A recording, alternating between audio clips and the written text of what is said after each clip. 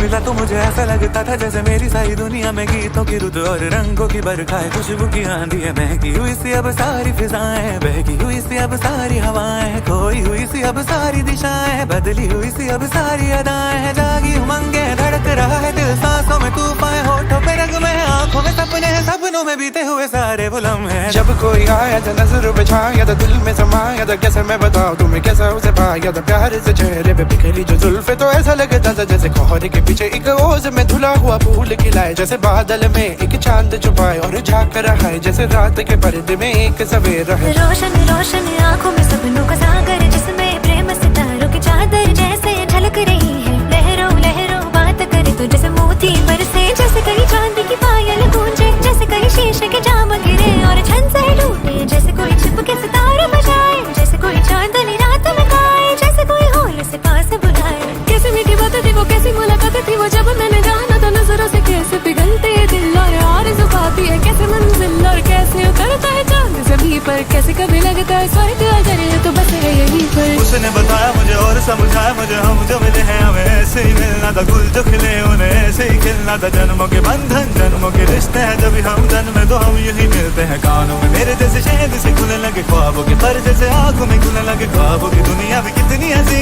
और कैसी रंगी थी, ख्वाबों की दुनिया जो कहने की थी पर कहीं भी नहीं थी। ख्वाब जो टूटे मेरे, आँख जो खुली मेरी, होश जो आया मुझे, मैंने देखा मैंने जाना वो जो कभी आया था, नजरों पे छाया था, दिल में समाया था, जा भी चुका है और